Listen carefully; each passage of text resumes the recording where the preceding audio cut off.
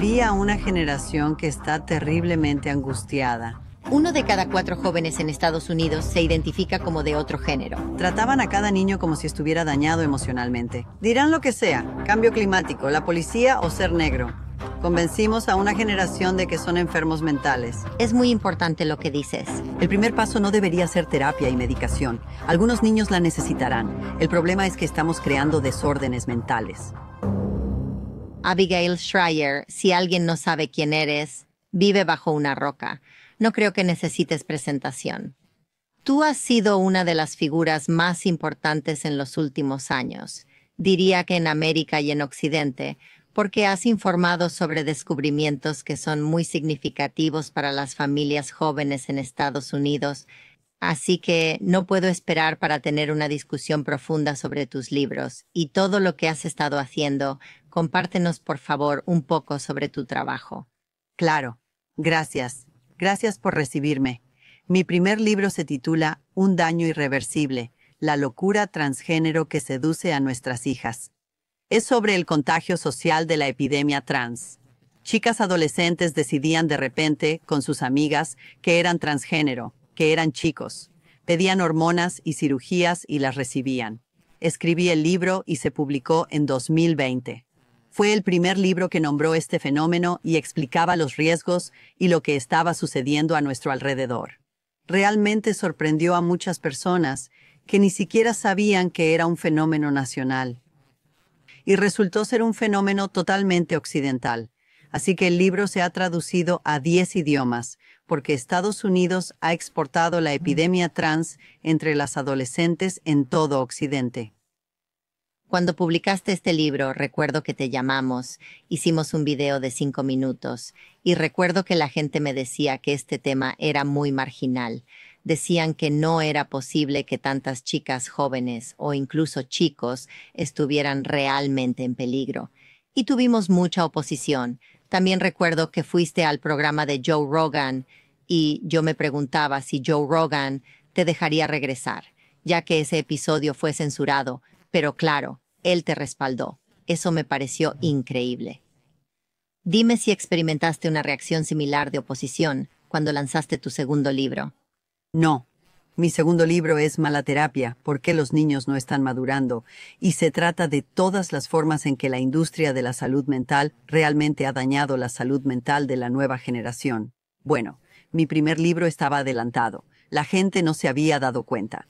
Y realmente querían eliminar la narrativa contraria a la mía. Cuando escribí el libro en 2020, no había un libro popular que mostrara los riesgos del daño y que era un contagio social para estas chicas. Fue una amenaza para la narrativa predominante, y la izquierda no había hecho nada más que lograr avances culturales, prácticamente sin oposición, durante unos 7 años. Pero con este libro, creo que la gente ya ha comenzado a notar, espera, ¿por qué cada adolescente que conozco dice que tiene ansiedad? ¿Por qué cada niño que habla sobre una mala experiencia en la escuela secundaria lo describe como estrés postraumático? ¿De dónde sacaron la idea? ¿Y por qué tantos están con medicación psiquiátrica? ¿Por qué están con varios medicamentos psiquiátricos a la vez? Así que sienten que los niños están sumergidos en terapia. Intenté demostrar con investigación psicológica que no solo están sumergidos en terapia, sino que están sumergidos en lo que sabemos que es una mala terapia. El cuidado afirmativo de género. No sé cómo llamarlo, fenómeno, malvado, es muy grande. Quiero enfocarme más en esto porque mi pregunta es, cuando salió este libro, ya había varios chicos y chicas en transición y simplemente no sabíamos mucho al respecto. ¿Había un periodismo deficiente y mala cobertura? ¿O realmente estamos viendo un aumento de chicas y chicos jóvenes porque el tema es tan dominante culturalmente, se habla en nuestras escuelas y en TikTok, y entonces hay muchos más chicos y chicas que están en transición ahora? Leí, y corrígeme si me equivoco, que 1 de cada 4 jóvenes en Estados Unidos se identifica como de otro género, puede ser trans, también bi o una mezcla, o algo por el estilo. Entonces, ¿hay un crecimiento real en el número de niños que se identifican como trans o tal vez fue muy poco reportado en el pasado? Escribí el libro porque sabía que era un fenómeno mucho más grande de lo que se había reportado. No escribo sobre cosas que ya se conocen. Como verás en mi nuevo libro, No uso la palabra woke. No estoy aquí para hacer que la gente se sienta cómoda con lo que ya saben. Como periodista, intento descubrir cosas que los padres quizá no conocen. Y con el último libro, supe que era un fenómeno importante porque algunos padres me lo mencionaron. Investigué y escribí un artículo para el Wall Street Journal sobre ello. Y recibieron casi 1000 comentarios de padres diciendo, sí, el 20% de la clase de séptimo grado de mi hija se identifica como trans. Y luego sucede algo interesante. El New York Times estaba muy molesto conmigo y su columnista transgénero publicó una respuesta a mi artículo. Y su artículo recibió casi 1000 comentarios y la mayoría de ellos me apoyaban. Así supe que tenía un fenómeno mucho más grande con el que trabajar. Y había muchos padres, sabes, ansiosos por compartir su historia. Así que creo que fue ambos. Fue un fenómeno poco reportado. Nadie quería tocar el tema. Intenté dárselo a otro reportero. Nadie quería abordarlo. Pero muchos lo están hablando ahora, las personas lo hablan, así que ¿debo decir gracias? Quiero decir gracias. Esto es increíble. Así que el nuevo tema que has abordado es algo con lo que me identifico mucho.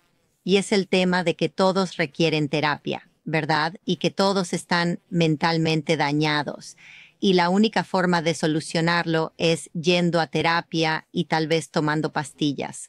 Realmente agravando, ¿es esa la palabra? Este asunto de su espacio mental.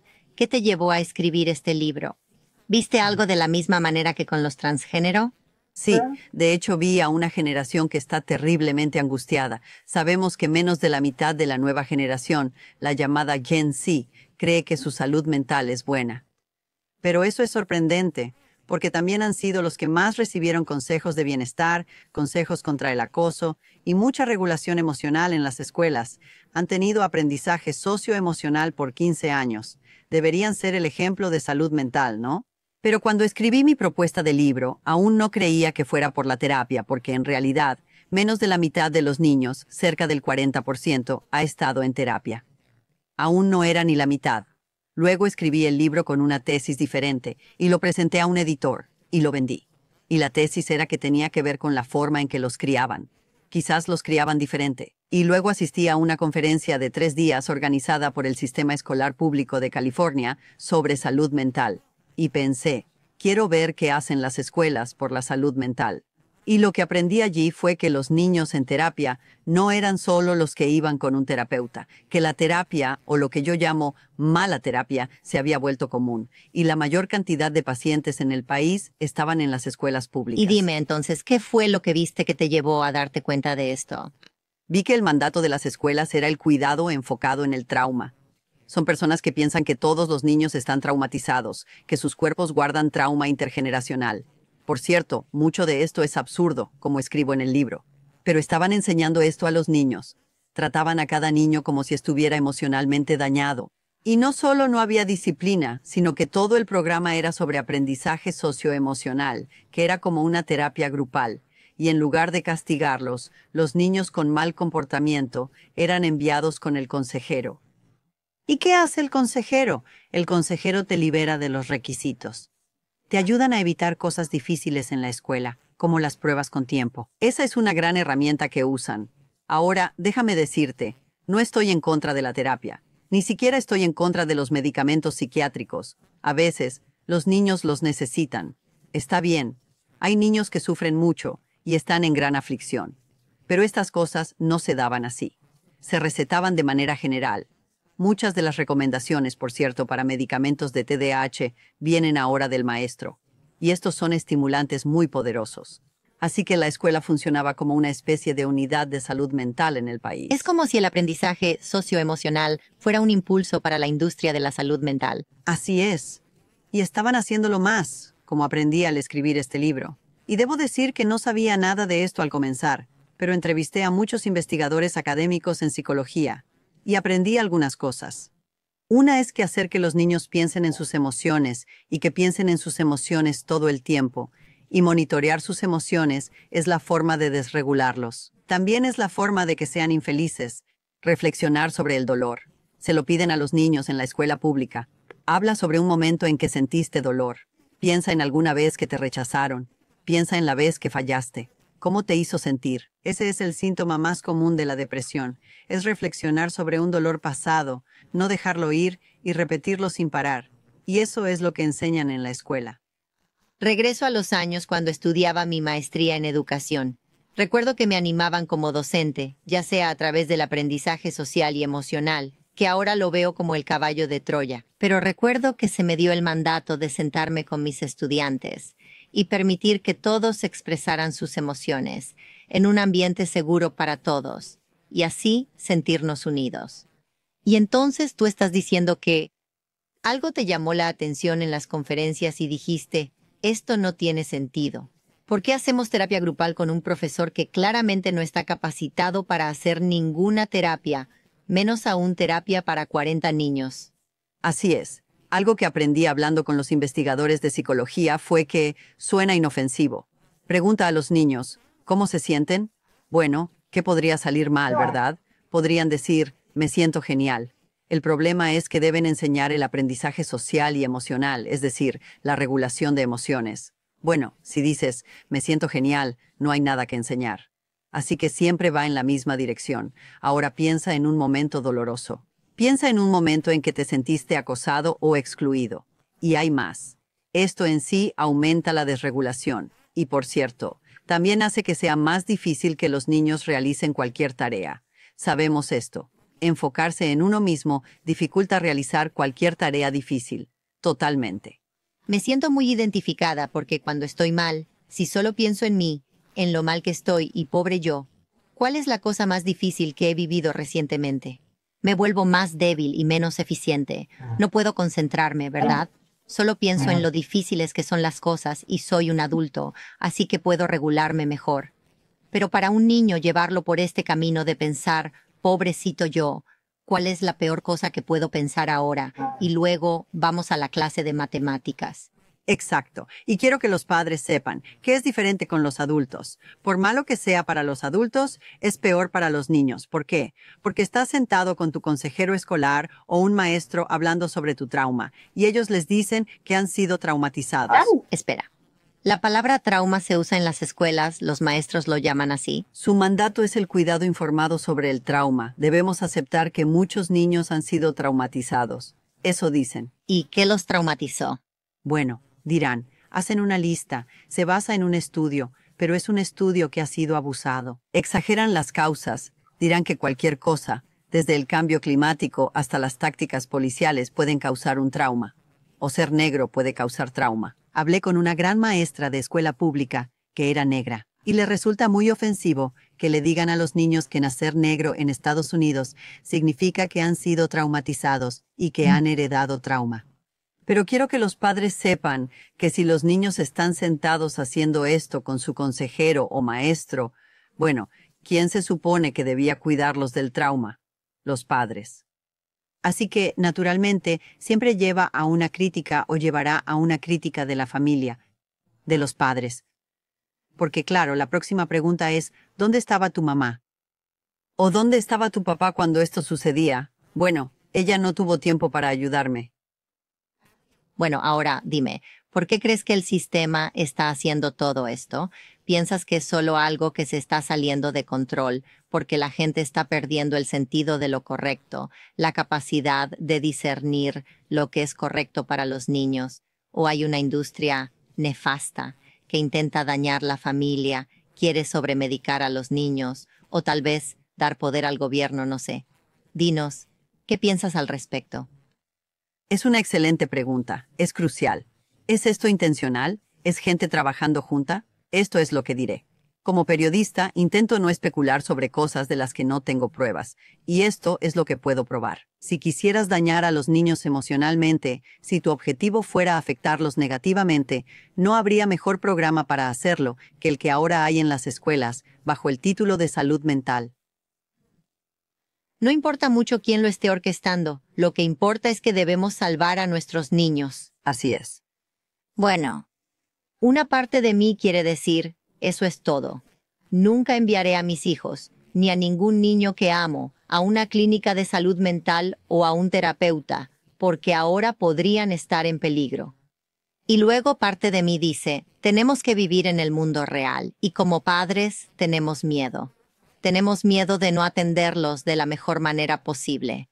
Tememos que si están lidiando con ansiedad o problemas serios de salud mental, si no les damos un experto que los ayude, entonces tal vez van a estar dañados, se van a suicidar, ¿cierto? Es muy, muy aterrador para los padres criar a nuestros hijos solos y decir no a todos los especialistas, y luego ver a un niño sufriendo y escuchar que los expertos dicen, aquí hay una solución, y decir, no, no quiero esta solución. ¿Cómo navegamos eso? ¿Cómo encontramos un balance entre decidir cuándo enviar a un niño al terapeuta y cuándo decir que esto es completamente innecesario? Dime si has notado una línea que podemos dibujar. Sí, y es fácil. Tu hijo tiene un problema serio que no puedes solucionar haciendo cambios en su entorno, induciendo cambios en su ambiente. Si no lo puedes estabilizar, si tiene un problema como anorexia, trastorno obsesivo compulsivo, no puede levantarse de la cama, está demasiado deprimido. Hay muchos problemas que enfrentan los niños hoy. Pero si puedes hacer cambios en su entorno y eso ayuda, empieza por ahí. Si no puedes estabilizarlos, tal vez necesites llevarlos a un terapeuta y debes investigar al terapeuta como lo harías con un cirujano. ¿Dejarías a tu hijo con un terapeuta sin ti en la habitación? Es una buena pregunta. Depende del problema. Pero quiero decir esto. Quiero restablecer los ajustes de fábrica. No estoy aquí para decirle a la gente qué hacer con sus hijos. Pero esto es lo que sé. El primer paso no debería ser terapia ni medicación. La terapia no es un acto imparcial. Dar un diagnóstico a un niño, decirle que tiene un problema en el cerebro, qué es lo que eso implica, puede cambiar su autoimagen. Puede limitar lo que cree que puede hacer. No digo que no haya un momento y lugar para eso. Algunos niños lo necesitarán y deben recibirlo. El problema es que estamos sobretratando a todos los niños. Los tratamos como si tuvieran un trastorno, y así estamos creando trastornos mentales. Tengo una teoría extraña. La llamo besa tus cicatrices. Una amiga dice que nadie sale del infierno con las manos vacías. Esa es su forma de expresarlo. Pero lo que quiero decir es que creo que las dificultades son buenas para uno. Pienso que algunas de las personas más notables que conozco han atravesado tiempos difíciles. Puede que nuestros hijos no hayan enfrentado dificultades reales. Y cuando pasan por algo, ni siquiera tan duro, se les dice que son víctimas de su entorno. Claro, hay tipos de adversidad que son sin duda muy beneficiosos para los niños. Pero esto es lo más importante. Hay que decirles la verdad. Y esta es la verdad. La resiliencia es la historia de la condición humana. La mayoría de los niños, incluso los que atraviesan momentos difíciles, aún diferentes formas de abuso, saldrán resilientes. Se recuperarán. Y debemos asumir que para la mayoría será así. Por supuesto, ayudas al niño que realmente está sufriendo, sin dudarlo, pero necesitan que se les diga la verdad. Que sus abuelos pasaron por cosas duras, que sus bisabuelos también lo hicieron. Es la única prueba que tienen de que ellos también pueden superar dificultades. Claro. Mientras tanto, estamos suprimiendo la historia, no nos molestamos en enseñarla. Principalmente enseñamos la victimización. Y no les enseñamos siquiera su propia historia. Necesitamos vincularlos con sus abuelos y primos. Debemos contarles lo que vivió la familia. Así que cuando escuchen que tienen trauma heredado, dirán, no, no lo tengo. ¿Sabes qué tengo? Tengo los abuelos y bisabuelos y tatarabuelos más fuertes que hay, porque ellos también enfrentarán adversidades. No hay forma de evitarlo. Debemos decirles que ellos también pueden lograrlo, porque la gran mayoría lo hará. Sí, es increíble. Al escuchar esto, pienso en mi suegra, porque su madre apenas escapó de los campos de concentración en la Alemania nazi y logró esconderse. Mi suegra creció en un campo de personas desplazadas y hoy es una de las personas más felices que conozco. Todo la hace feliz. Una barra de chocolate la hace feliz. Es esa forma de ver las cosas. No puedo pensar en una infancia más dura que la que pasaron los sobrevivientes del Holocausto. Pero es increíble cómo hay generaciones de personas que han sobrevivido cosas como la Gran Depresión y tenían esta capacidad de discernir. Tienen esta habilidad para encontrar la felicidad y solo eran mentalmente muy fuertes. Y luego observamos a la generación joven de hoy y muchos de ellos están deprimidos. Muchos de ellos se suicidan o están en tratamiento. Cuando leo tu libro y pienso en lo que hablas, es bastante alarmante y obvio al mismo tiempo. Bueno, solo piensa en si tu suegra hubiera asistido a la escuela hoy. Un consejero escolar le habría dicho, vaya, has pasado por un trauma muy serio. Hay que reunirnos regularmente, discutirlo, porque esto no es algo que podrás simplemente superar, a menos que lo discutamos. Tu suegra habría tenido una trayectoria totalmente distinta, Sí, pero nadie se entrometió con ella de esa forma. Realmente la humanidad tiene recursos asombrosos. Estos niños, sus sentimientos siempre están presentes. Los padres también lo hacen. Aplican métodos terapéuticos a los niños y les dicen que sus sentimientos son lo más importante del mundo. ¿Cómo te sientes hoy? ¿Cómo te sientes ahora? Así que estos niños están siendo estrujados por el peso de sus propios sentimientos y están siendo tiranizados por los sentimientos de los otros. también lo veo en el proceso de contratación. Hablo con grupos de emprendedores y claro, tenemos 150 empleados aquí. Cada persona que trabaja en PragerU es absolutamente perfecta y no hay problemas con ellos, nunca. Pero déjame decir que muchas veces, cuando entrevisto como CEO, me doy cuenta, el término trauma y estrés postraumático se utilizan con frecuencia para cosas que son simplemente un poco ligeramente desafiantes, ¿cierto? Es como si diera una tarea demasiado difícil y dicen, oh Dios, es traumatizante, o un largo día laboral es traumatizante, o incluso si son reprendidos por recursos humanos o su supervisor, van a tener estrés postraumático por eso, porque se les dice que su trabajo no es suficientemente bueno, ¿verdad? Es este tipo de cosas que empieza en la infancia desde mi punto de vista como empleador y se infiltra en la fuerza laboral de Estados Unidos y posiblemente Occidente.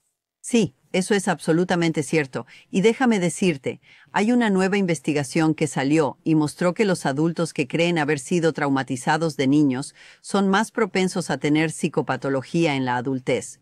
Son más propensos a tener problemas físicos, mentales y de salud que los adultos que pasaron por lo mismo de niños, ya sea abuso, negligencia, lo que sea.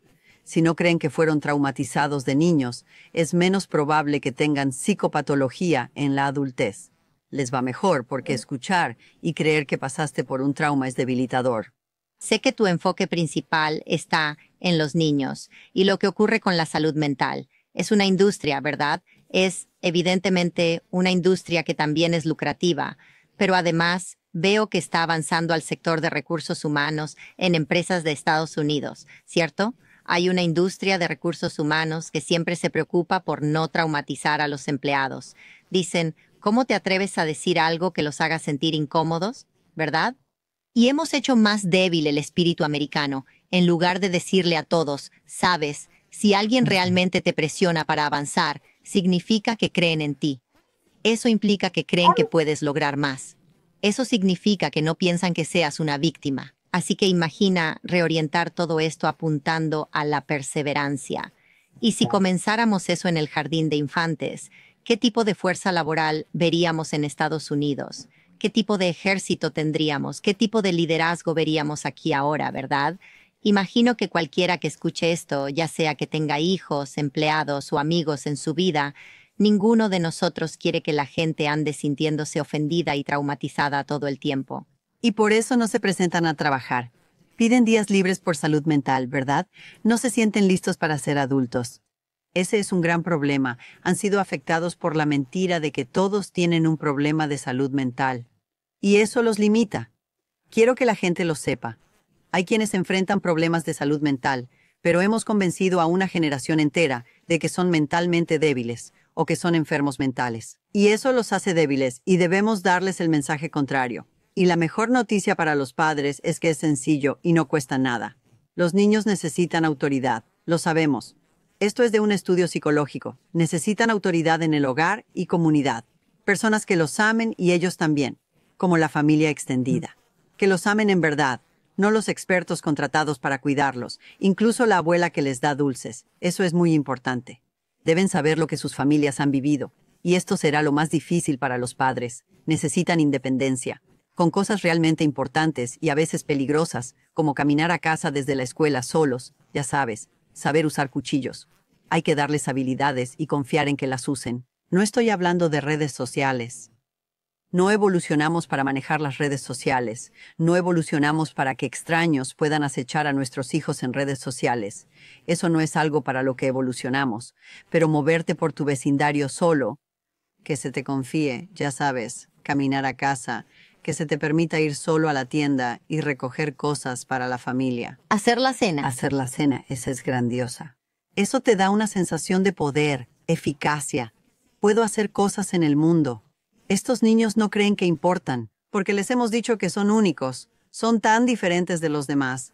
No saben que son parte de una comunidad, son parte de un mundo, y deben contribuir a él. Abigail, imagino que quienes escuchan están diciendo, está bien, eso está bien. Ya sabes, Marisa y Abigail, ustedes tienen familias, tienen esposos, tienen abuelos, pero hay muchos millones de estadounidenses que van a la escuela todos los días y no tienen un hogar sólido, ¿verdad? No tienen a sus papás en casa todo el tiempo, apoyándolos mentalmente. Esa es la respuesta que recibía al cuestionar el aprendizaje socioemocional, ¿verdad? Digo que el aprendizaje socioemocional es un caballo de Troya. Los docentes no son terapeutas. No deberían hacer terapia delante de 20 o 40 niños. Es importante que los niños tengan acceso a buenas experiencias de aprendizaje emocional. Está bien. Pero diría que la escuela simplemente no es el lugar para ello. Y la resistencia que recibía, y creo que tú también, es que no todos tienen un hogar saludable. Y por lo tanto, dicen que necesitamos construir un sistema que brinde a todos la opción de regulación emocional, salud y apoyo mental, y más. Dos cosas. Primero, lo que hacen en las escuelas, lo que llaman técnicas de regulación emocional, no funciona para nadie. Eso daña a cualquiera. Decirles, enfoquémonos en tus emociones, pensemos en tu trauma. No solo afecta al niño que no lo necesita, también daña más al que sí. Estar con otros 40 niños en su clase y hablar del papá que los abandonó. ¿No crees que es malo para un niño? Pero quiero que sepan algo más. Los niños pobres van a sufrir más por esto, porque tienen expectativas tan bajas. Nadie tiene altas expectativas para ellos. Ellos necesitan, y la solución está ahí. ¿Sabes a quiénes les va mejor? Mucho mejor que a los niños blancos en Estados Unidos. A los latinos. Lo llaman la paradoja del inmigrante o la paradoja latina a veces, ¿verdad? Su salud mental está mejor, sin importar el nivel socioeconómico, porque están conectados a una comunidad. Saben que mamá cuenta con ellos para que le ayuden. Les impresiona hacer tareas. Eso es genial para los niños. Y su mamá no pone a un terapeuta al mando. Así que la idea de que debemos apresurarnos para ayudar a los niños pobres. Déjame decirte algo. Hemos hecho mucho daño a estos niños al debilitarlos y decirles que están traumatizados. No es cierto para la mayoría de ellos, y no es útil de todas formas. Cuando empezaste a investigar para este libro tan importante, dijiste que no esperabas lo que hallaste, ¿no? Dijiste que la tesis tuvo que cambiar, posiblemente tuviste que hablar con la editorial, la compañía con la que firmaste y hacer ajustes. ¿Qué descubriste que realmente te sorprendió y te hizo darte cuenta de que estabas descubriendo algo diferente a lo que pensabas antes? Me di cuenta de dos cosas. Una, los niños estaban ahogados en terapia. Por eso nunca decían que eran tímidos. Decían, tengo fobia social. Antes no decían, estoy deprimido. Era triste. Ahora solo escuchas, estoy deprimido. Ya no oyes la palabra preocupado. Nunca la dicen. Dicen, tengo ansiedad. Hablaban el lenguaje de la psicopatología, así que estaban ahogados en terapia. Y mucho venía de las escuelas y de sus padres. Cuéntame sobre tus sentimientos. Dime, ¿qué estás sintiendo? Una de las cosas que escribiste en tu libro es un incidente que tuviste en el pediatra. Tu hijo tenía un dolor de estómago o algo así, y lo llevaste al pediatra. Luego te sacaron y le preguntaron a tu hijo si tenía pensamientos suicidas o algo por el estilo. Así es. Estos niños reciben muchas encuestas de salud mental. No son inofensivas, son intervenciones profundas. Están mencionando el suicidio todo el tiempo a estos niños. Llevé a mi hijo a una clínica de urgencias, porque tenía un dolor de estómago cuando regresó de un campamento, y después de saber que solo era deshidratación, me levanté para irme y dijeron, espera, debemos pedirte que salgas y hacer nuestra encuesta de salud mental. Y me levanté para irme. Y pensé, acabo de escribir un libro de esto. Disculpa, ¿puedo ver tu encuesta? Y le tomé una foto. Fue emitida por el Instituto Nacional de Salud Mental. Es su protocolo estándar para niños mayores de 8 años, y les hacen a los niños 5 preguntas cada vez más serias sobre si podrían querer matarse. Pero este es el problema. No solo es terrible para un niño que no pensaba en el suicidio, que podría responder que sí en esa habitación estando solo, y luego no puedes llevarlo a casa. Te dicen que es suicida. Ahora necesitamos vigilarlo, ¿verdad? Pero hay otra cosa. ¿Qué pasa con el niño que sí tiene pensamientos suicidas? Lo primero que piensa el Instituto Nacional de Salud Mental es separarlo de sus padres. Guau. Creo que la forma en que lo planteas lo hace realmente alarmante, ¿cierto? La gente no lo piensa en realidad. Estamos condicionados a pensar en grupo y no a reflexionar en verdad, y cuando pones lo obvio delante de nosotros, es simplemente sorprendente. Tú y yo estuvimos en una charla hace unos días, y mencionaste la historia y un pediatra se acercó y dijo, yo no acepto los $15. Y yo dije, ¿qué $15? Y el pediatra respondió y dijo, nos ofrecen $15, esencialmente del gobierno, por cada encuesta que un niño completa o que un padre deja que un niño complete. Quiero decir, el incentivo para separar a los padres de toda la experiencia y hacer que los pediatras y las escuelas también estén involucrados en este extraño colapso de la familia que estamos viendo, es muy aterrador, ¿no? Personalmente me asusta mucho porque quiero confiar en la sociedad en la que vivo y muchas de estas cosas se están volviendo en ejemplos claros de lo crucial que es que retrocedamos. Bueno, el libro analiza completamente la investigación, ya sabes. Lo vi desde un enfoque psicológico porque estaban desacreditando a los padres.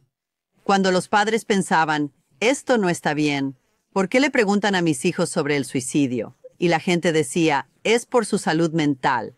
Son técnicas de afrontamiento y tu hijo podría ser La manipulación suicida. es real, ¿no? La manipulación es real. Así que volví a revisar la investigación para ver si esto es realmente bueno para los niños. Y la verdad es que mencionar tanto el suicidio con los niños o valorizar a la persona que se suicidó, ¿conoces a alguien? Así se propaga un contagio suicida. Eso hicieron también con el cuidado de género, ¿no? En tu primer libro, ¿estás seguro de que no quieres ser un niño? ¿Seguro? Quizás quieras ser un niño. ¿Quieres intentarlo? Quizás quieras vestirte como un chico, tal vez si quieres, ¿verdad? Y así, al final, lo pones en la mente del niño tantas veces que comienzan a cuestionar, y luego, cuando realmente los premias como muy bien, es tan maravilloso que ahora decidas cambiar tu género. Vamos a celebrar. Es genial que vayas a terapia regularmente porque cuidas de ti mismo. Tú, papá, eres un gran padre por llevar a tu hijo a terapia 3 veces a la semana. Así que en realidad celebras el acto de victimización. Así es. Hice una entrevista a una joven de 16 años en el libro. La llamo Nora y me dijo, y muchos estudiantes de secundaria también dijeron lo mismo. Me dijo que en la secundaria es muy raro no tener un diagnóstico de salud mental. Wow. Y el problema es que, mira, puedes decir que eras tímido o perezoso y puedes superar esas cosas. Pero cuando comienzas a decir, tengo ansiedad, te convences a ti mismo de que tienes un problema mental. Bueno, ¿cómo se soluciona un problema mental? Necesitas un experto y un medicamento. Imagina si Abigail de sus 20 pudiera venir al 2024 contigo y verte hacer el trabajo que haces ahora. ¿Qué piensas que la joven Abigail? No es que ya no seas joven, pero dime, ¿qué crees que diría la joven Abigail sobre el trabajo que haces hoy? Es curioso, siempre fui demasiado sincera y eso ciertamente me ha metido en muchos problemas sociales. Quiero decir, siempre fui la que las chicas en la secundaria me decían, no puedes decir eso. Pero lo que he aprendido realmente es que hay un papel increíble para mí al decir la verdad, porque estamos en un tiempo donde las presiones para conformarse son tan extremas que hay un papel importante para mi manera de ser. Y la razón por la que menciono esto, creo que en psicología lo llaman personalidad poco agradable. Pero estoy dispuesta a quizá herir los sentimientos de las personas con tal de decir la verdad. Creo que es importante que la gente sepa algo. Todos somos diferentes. Y solo porque tu hijo sea un poco extraño, no significa que tenga un problema mental. No permitas que alguien los diagnostique a menos que tengan un problema real. Porque si no tienen un problema, cambiarás cómo ese niño se ve a él mismo. Y si comienzas a medicar a un niño, podrías estarlo poniendo en un traje de protección emocional. Ya no sentirán tristeza, pero tampoco sentirán las alegrías. Debes desarrollar su musculatura. Deja de preguntar, ¿cómo hago felices a mis hijos? Mejor pregunta, ¿cómo puedo hacerlos fuertes? Si criamos niños fuertes, serán niños felices. Estoy de acuerdo. Mucho en lo que estamos cayendo es el juego del lenguaje, el juego de palabras de los expertos que nos hacen creer que las cosas que son muy malas para nosotros, ellos dicen que son buenas. Hablamos sobre el aprendizaje socioemocional y hay más palabras así. Y quiero empoderar a las personas que nos escuchan para que entiendan cómo navegar algunos de los términos que se nos están lanzando. Hay terminología buena y hay mala. Escribí algunos de ellos. Es muy importante ofrecer la mayor ayuda posible. Sé que ese es tu objetivo también. Ese ha sido el propósito de PragerU todo el tiempo, empoderar a las personas. Así que tenemos un pequeño juego de palabras, con el cual quizás puedas ayudar a explicar a quienes nos escuchan algunos de los términos que he reunido, porque son palabras que las familias escucharán en la vida diaria. Comencemos con aprendizaje socioemocional. ¿Cómo deberían verlo? Es un programa escolar.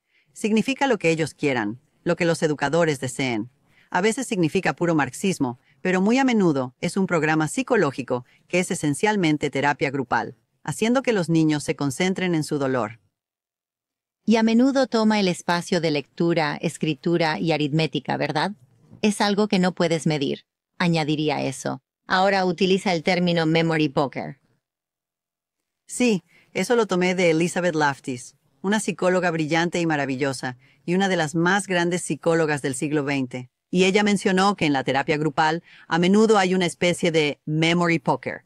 Todos tratan de igualar o superar a los demás con sus traumas, y por eso a menudo lleva a las personas a sentirse más tristes. Y eso es lo que estamos haciendo en las escuelas. Estamos preguntando, ¿qué es la cosa más difícil que has vivido? No quieres decir algo aburrido después de que tu amigo habló del divorcio de sus padres. Así que ahora debes decir algo muy traumático. El problema es que, en el proceso, probablemente exageres un recuerdo pasado, más siendo niño, y también es probable que te convenzas de que tienes un trauma. Ahora parentificado. El término parentificado.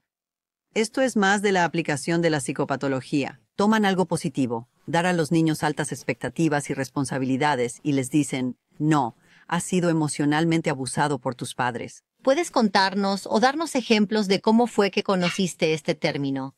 Claro. A los niños inmigrantes les dicen que han sido parentificados. Tus padres a veces lo dicen así, pero es una forma de abuso. ¿Por qué? Tus padres te ponen demasiada responsabilidad. ¿Sabes? Los niños inmigrantes tienen éxito por una razón. Les dan responsabilidad. Sus padres ejercen autoridad, tienen responsabilidades y eso les ayuda mucho. Es como cuando una familia que llega aquí y los padres no hablan bien inglés. Puedo pensar en esos ejemplos donde el niño debe ayudar a los padres a llenar formularios y a adaptarse en general. Pero como el niño no puede ser niño el resto de su vida, ha sido parentificado. ¿Ese es el concepto? ¿Sabes qué? Contribuir al bien común es muy beneficioso para tu salud mental. Es tan enriquecedor. Es tan enriquecedor, pero en cambio tienes a estos niños que avanzan para ser adultos. Los niños inmigrantes se preparan para ser adultos, mientras que los niños nacidos aquí quieren quedarse en casa con sus padres cuando tienen 18 o hasta 25 años. Nunca vimos tantos niños eligiendo vivir con sus papás. ¡Guau! ¡Qué gran ejemplo! Hablas del término trauma. Y creo que esto es algo nuevo para mí, porque cuando era educadora no escuchaba la palabra tan seguido, así que creo que ha sido una evolución muy negativa del aprendizaje socioemocional. Pero, ¿cómo debemos pensar en el término trauma en relación con nuestros hijos en la escuela? Claro. Así que, obviamente, existen eventos traumáticos. Hay personas con estrés postraumático. El problema es que hemos convencido a todos de que cada dificultad, cada desilusión es trauma y pueden generar un trastorno. Es una sugerencia muy dañina para los niños. No es cierto. En realidad es una tontería. La mayoría de ellos estarán bien y se aplica a cada cosa difícil que un niño enfrenta. Dirán, tu abuela falleció. Eso fue trauma. En la mayoría de los casos, eso no será así. Por triste que sea, el niño se recuperará. Queremos, obviamente, que los nietos vivan más que sus abuelos. Dejaré de usar la palabra trauma y trastorno. Se ha vuelto parte de nuestro lenguaje. Es como, Dios, tuve un día traumático, y debemos ser cuidadosos con las palabras, porque las despojamos de su significado. Y aquí está el asunto.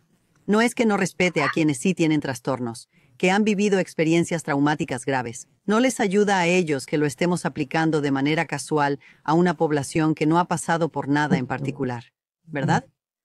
Cuando piensas en el término expertos, porque siento que es un término que a menudo se usa para manipularnos a tomar ciertas decisiones, ¿qué piensas de los expertos? Así que, como muchos estadounidenses, creo que todos hemos perdido un poco de fe en los expertos, pero siempre es, ya sabes, un gran juego de engaños. Debes dominar los nuevos métodos para criar niños. Debes considerar lo que dice este experto en crianza o este experto en psicología. Déjame decirte algo. Comencemos con los expertos en crianza. Para mí, el único experto en crianza que deberías escuchar es alguien que ha criado buenos hijos hasta la adultez. Es alguien que vale la pena consultar, no esta persona que dominó un conjunto extraño de técnicas para hablar con niños, donde nunca conoces a los niños que son el resultado de esas técnicas. Es increíble pensar en los libros que han escrito los expertos en crianza y cuántos no tienen hijos. Sí, Es bastante evidente. Simplemente guarda y olvida esos libros de expertos en crianza y usa tus instintos como padre, porque amas a tus hijos. y tu historia y experiencia. ¿Qué hacía tu mamá? Aquí está el punto. No solo han dañado la confianza de los padres, sino que los hicieron comportarse incómodos y extraños con sus hijos, haciéndolo profesional. Los padres ahora hablan con sus hijos como si fueran terapeutas. Todos suenan como, ¿estás teniendo grandes sentimientos? Quiero decir, todos están imitando este lenguaje terapéutico. Dicen cosas como, entiendo que eso te hizo sentir muy triste, no usar la taza roja en lugar de la azul. Sabes, hemos perdido la diversión de estar con nuestros hijos. Y ¿sabes qué? Nunca debió ser una relación profesional. Necesitabas autoridad y un nivel de jerarquía, pero eran tuyos. Estos son tus hijos. Críalos según tus valores, como tú creas que es mejor. Creo que los padres quieren algún tipo de manual para tener una garantía de que aprobarán ese examen, porque esa ha sido nuestra mentalidad, ¿cierto?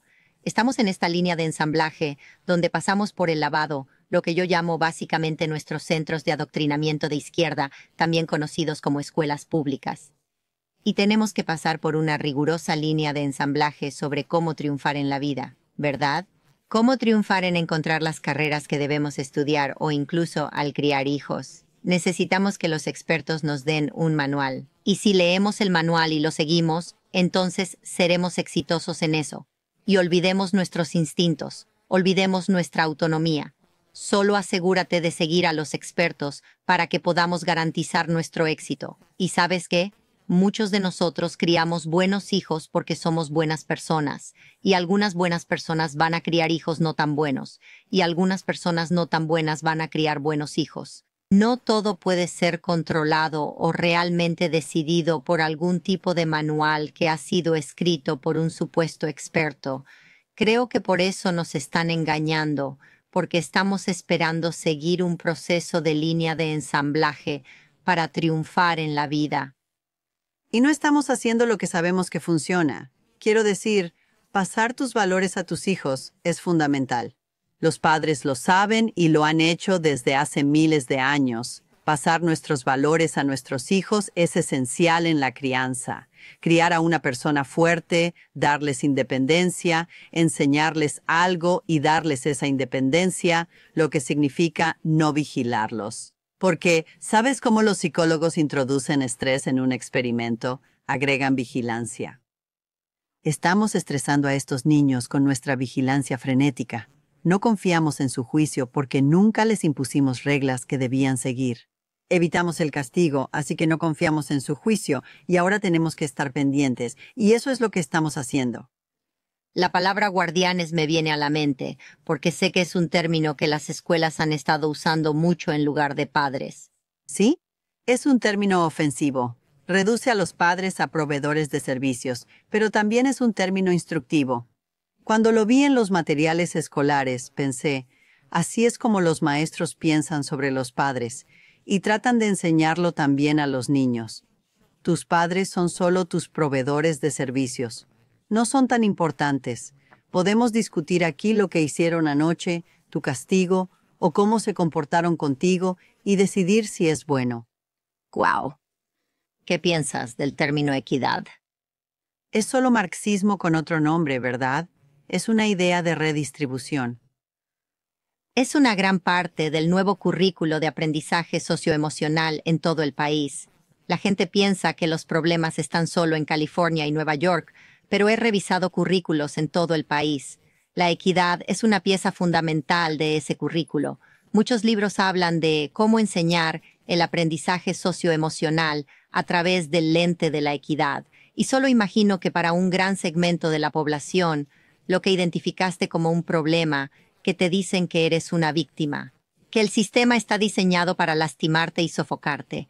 Es lo que estamos enseñando con la equidad y el aprendizaje socioemocional. ¿Has notado eso también? Claro, lo llaman transformador. Ese es el aprendizaje socioemocional explícitamente marxista. Pero sabes, la razón por la que no escribí sobre esa parte fue porque pienso que es algo de lo que los padres generalmente son conscientes. Saben que deben buscar la teoría crítica de la raza. Chris Rufo y otros han hecho un gran trabajo para exponer eso. Lo que quizás no sepan es que lo que se presenta bajo el concepto de salud mental también es igual de dañino. Es muy importante lo que dices, porque lo que ha pasado es que estamos muy enfocados en las palabras que ya sabemos que son peligrosas, mientras ellos pasan a hacer cosas mucho más grandes, y ellos están ahí riéndose de nosotros. Sí, tú concéntrate en la equidad. Mientras tanto, nosotros dominaremos la industria de la salud mental. Exacto. A veces pienso que casi lo han incluido, la teoría crítica de la raza, para confundir a la gente, porque la verdad, incluso lo que se supone que enseña sobre regulación emocional, también está causando bastante daño. Wow. ¿Puedes hablar un poco sobre las encuestas de salud mental y las clínicas para estudiantes? Sé que están abriendo algunas clínicas en las escuelas. Sí. En toda California, especialmente en Los Ángeles, ahora tenemos estas clínicas de salud mental.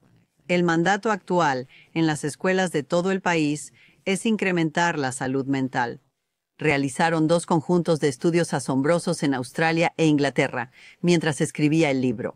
Un grupo de investigadores estudió si estas técnicas, las llamadas técnicas de salud mental, eran efectivas para los niños, como técnicas de bienestar, regulación emocional y afrontamiento. ¿Ayudaban a los niños? Y lo que encontraron una y otra vez es que los niños que pasaron por esos programas estaban más tristes y más ansiosos y más distantes de sus padres.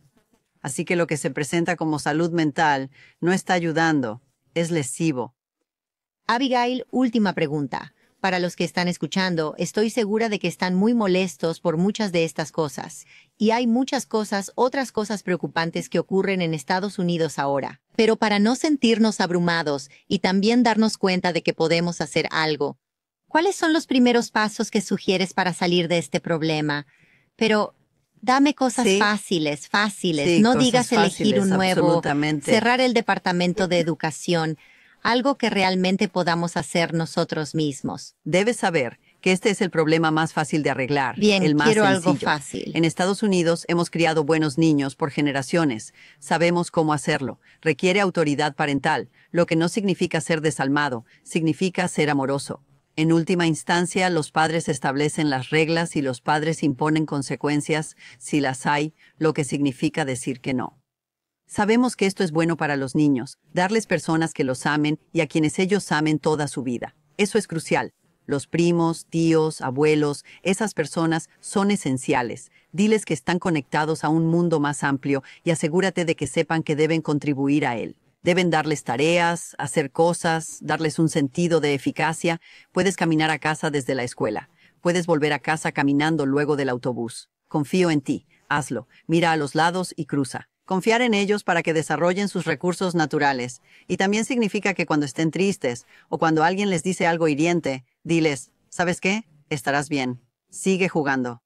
Me encanta. Voy a hacer que mis hijos preparen la cena esta noche y les voy a añadir un poco de vitamina N, vitamina no. ¿Qué te parece? Gracias por este gran trabajo que haces y esta buena charla. Lo aprecio mucho. Un placer hablar contigo, Marisa. Gracias.